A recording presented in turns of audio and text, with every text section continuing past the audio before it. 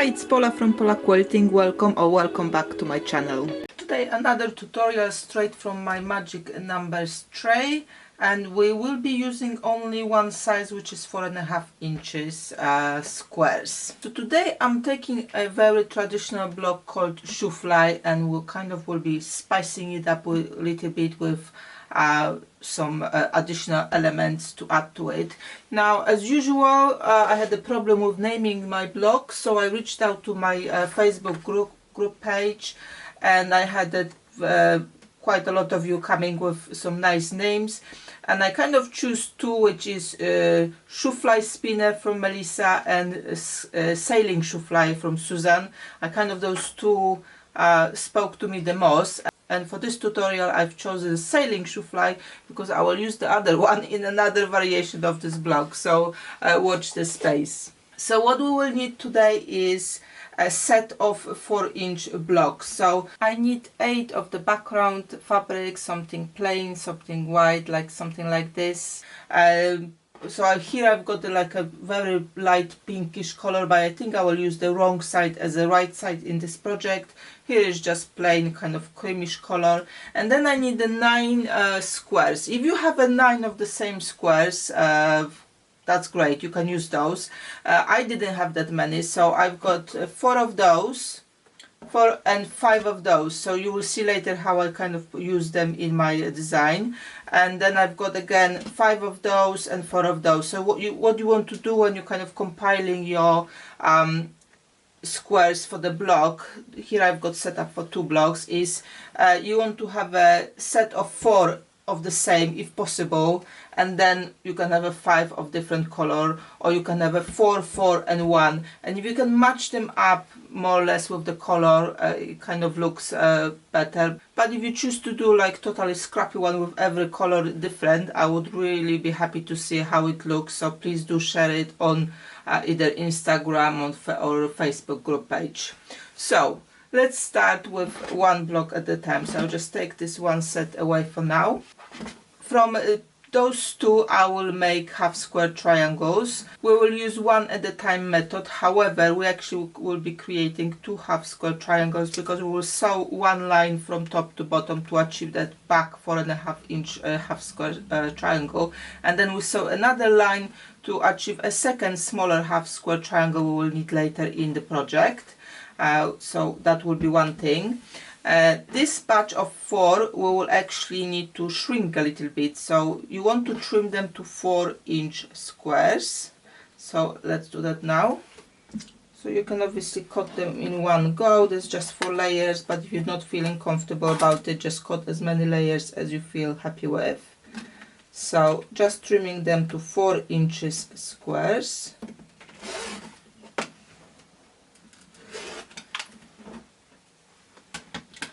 And then this 5th one stays as a 4.5. So those smaller squares now you want to fold into half, and you will iron it, and then you will fold into half again, and you will iron it, and then one of those flaps you will just put into on top of each other and iron it again. Don't worry about kind of making it exactly even here or straight in the center, it's fine. Just eyeball it so that kind of flap stays here like that, and that's how we'll iron that kind of square into the triangle with the flap. Those darker squares you want to iron so the wrong sides go together. It will be easier when we'll be sewing them. So first I will take all of it to the iron board and do all of those steps. So those ones, wrong sides together, which will be ready for half square triangles, and again this one I will iron it into half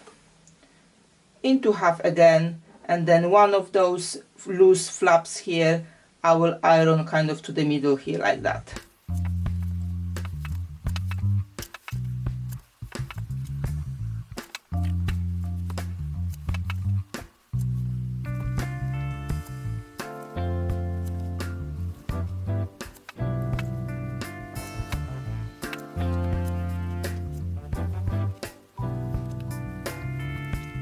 Okay, I've got my pile back from the ironing here, and the first thing I want to stitch that flap, and I will start from this side and then I will pivot and go back on the other side, so whole of that kind of flap and whole of that triangle is stitched nicely to the background.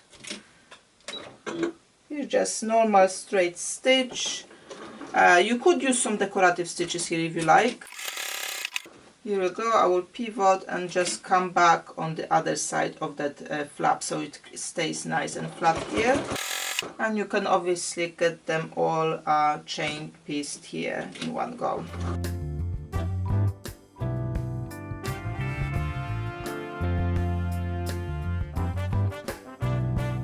Okay, so those guys are already here. I will leave them behind, and now I'm gonna start stitching my half square triangles.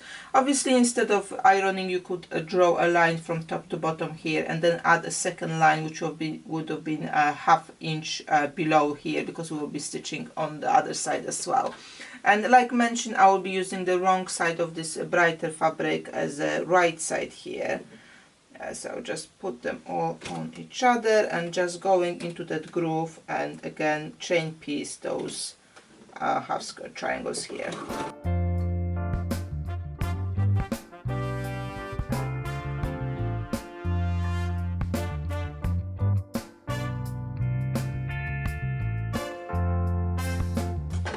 So like mentioned, we do double half square triangles here, so now I'm kind of eyeballing ½ inch below to stitch other way, but you can obviously draw a line as well to do that.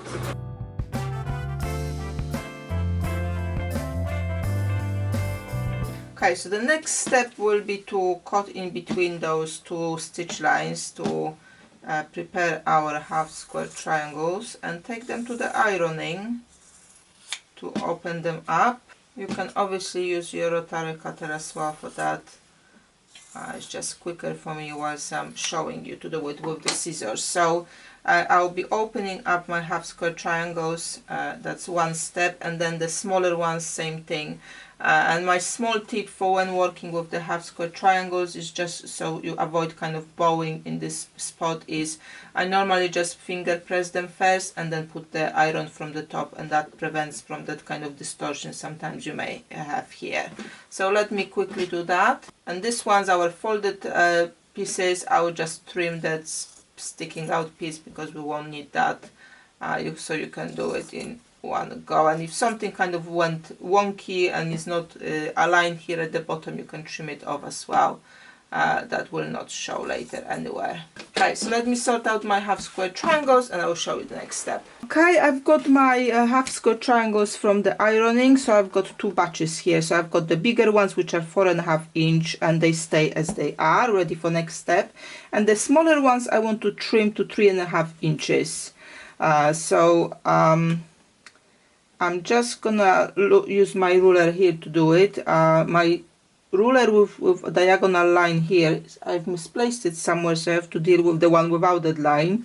So I'm just aligning the tip of this ruler with the spot on my diagonal line on the block itself, and then I'm aligning the spots where the lines of inches kind of meeting up together on that line as well. So the first cut is literally just trim off the top and the side of my block here, just to make it nice and even. And then on the other side, now I can use the ruler kind of lines or it straight away. So 3½ inch here, 3½ inch there, and I can trim off the rest of that block. That's the tip for the rulers. Make sure you buy yourself the ones with the diagonal line here if you're working a lot with the half square triangles, unless you've got a ruler specifically for the half square triangles, which I don't, so I'm just dealing with what I've got.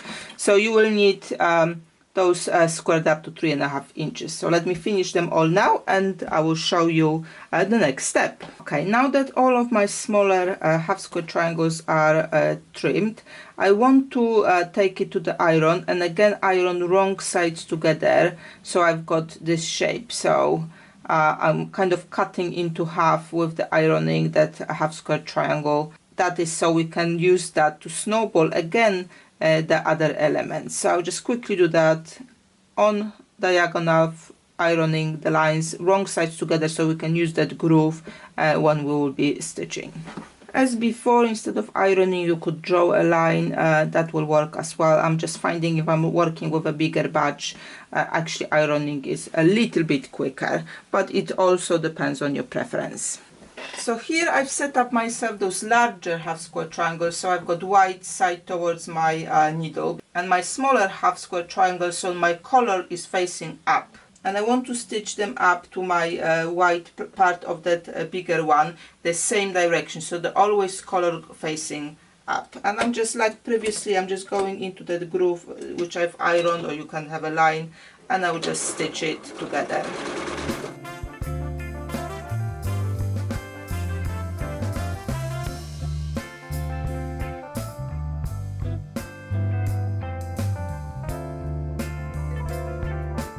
And as previously, I will just turn around and I will stitch below my line towards that smaller triangle now, about half an inch. Is that so I can use that still to either make maybe cornerstones in this project, or use it for the border. I do not need that for this particular block, but definitely if I've got this ready, I can use it somewhere else.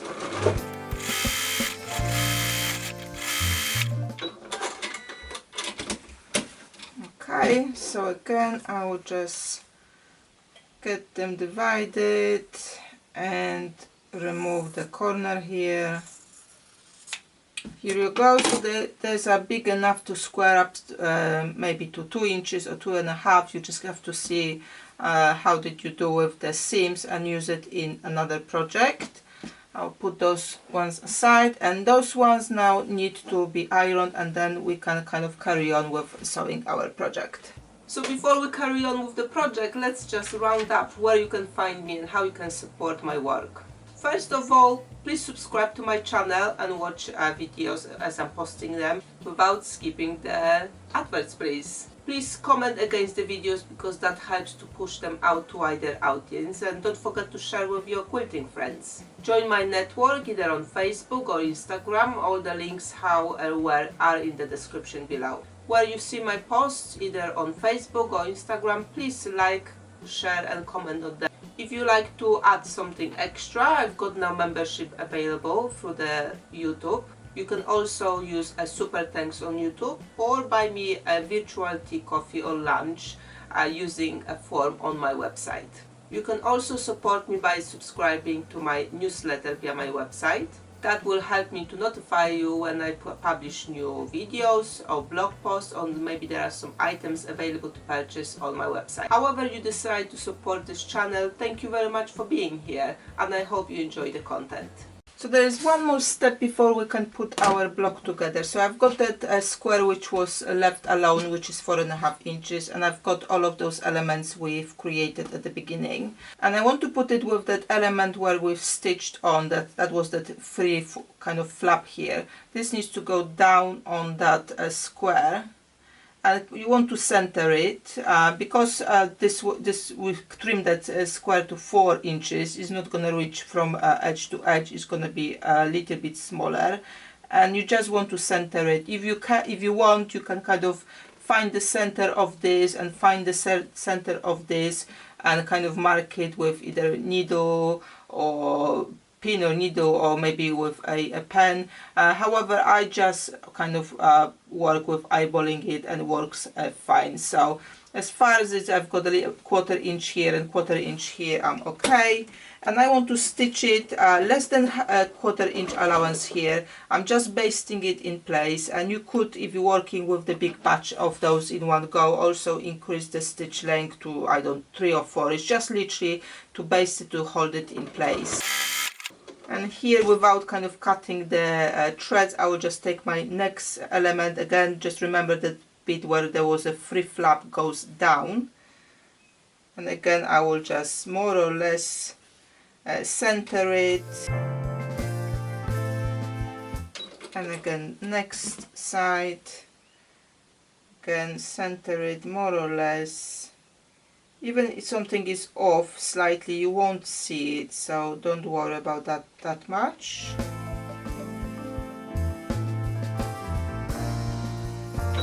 Here we go, this element is down. We are ready to put this block together.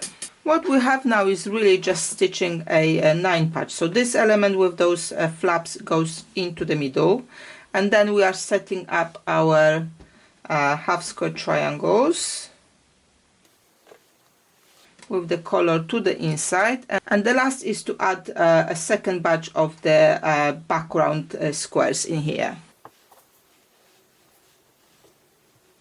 Okay, and that's our block, and we'll just stitch it as a 9 patch. So I will quickly change my foot here to the 1/4 inch. We want to go with 1/4 inch seam allowance here, so that is gonna be helpful.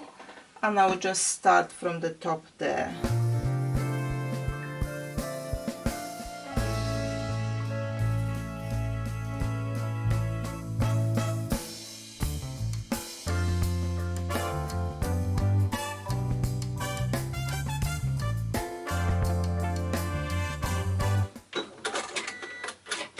So I finished that kind of first stitching them, and they are now stitched in rows, and I will turn it around, so I will now stitch the columns. Now the important here is about seams in here. In any other block or any other part of the process, the seams were really irrelevant which way they go, but here it's important that those seams here, when we're now putting those 3 columns together, are going to the inside. Is that so that those tips kind of go towards your background fabric rather than to the inside of that block. Those two we sort out when we will be doing the ironing, but those two seams needs to be sewn so they are going towards the inside of the block. So let's just do that now.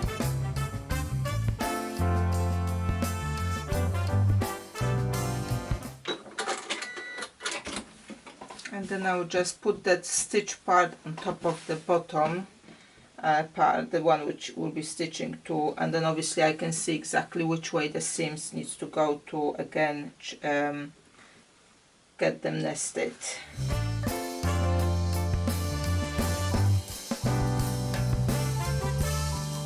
Here we go, so those two are going nicely towards the fabric, and then when I go and take it to the iron now, I will just make sure that these seams go towards the fabric, to kind of to the center as well, and that bit will kind of look nicely and flat as well. So about this block, obviously those parts are not stitched on, and depends what you will be using your block for. There are a few different options how you can kind of make sure they are stay nice and flat when your quilt is ready and washed. So if you are making a quilt and you will be quilting by machine, you can obviously think about how you want to quilt here. You may go in here, maybe just wavy lines that you go through this tip here, then you go here, and then you finish on this tip, and if you go both direction, that will be nicely attached. So that's when you're quilting. If you perhaps tie quilting your quilts, those are going to be perfect kind of parts to tie here. That will, I think it will look really nice tied with some nice kind of colorful threads. You could, before you even do put the quilt together, just stitch all around here with, again, maybe with the decorative stitches. If you're making a cushion cover or bag or something what you will not use maybe to lie down on or under, you could put a buttons here. I actually got a few buttons here, so you could finish it off like that, and it will look very nice and interesting as well. You could maybe even add one in the middle. So so there are a few options how you can finish this block so that stays kind of nice and secure. If you use it kind of free, that's possible as well, but after you wash your quilt, you might need to find that they will wrinkle a little bit, so they will not look that interesting. You may need to then perhaps iron them, and that kind of adds additional step, which I like to prevent. So yeah, using something to put those in place, either via some creative quilting, or just, you know, tie it, or use maybe some decorative stitches on your machine where there's like I don't know, a heart or a star or something else, or just go and stitch all around with even straight stitch. That will work nice as well. So let's have a look now how they look together when put on the design board. So you can see that triangle in the corner creates a secondary design, which I liked very much, and that's why I was kind of telling you to sew them in the same direction, so we have that effect there. So don't forget about that step in the process. It will look nicely, you know, with the colors reversed. So I have used the kind of white or off-white colors as a background, but you can definitely use maybe dark colors as a background, and then brighter as those secondary colors. So I would really like to see your own versions of this block and how you kind of color coordinated them. I hope you really like this tutorial and you will share it with your quilting friends.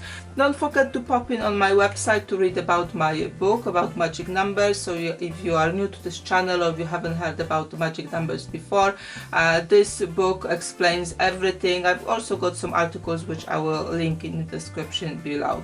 But this book comes with obviously 30 blocks, also comes with a notebook, also comes with the coloring pages for you to design your own blocks, and with the graph paper at the end to design the whole quilt if you wish to. If you scan the barcode at the end, you also have access to the full playlist where I showed you how I sewn those blocks together and how I mixed the blocks together to kind of give you some inspiration how they can be done. And I really look forward to see your own combinations on my Facebook page or Instagram, because that inspires me again to create even more of those scrappy designs, but also inspires other quilters who may like to kind of see other options, color options, how to put them together. So please do share them as you make them.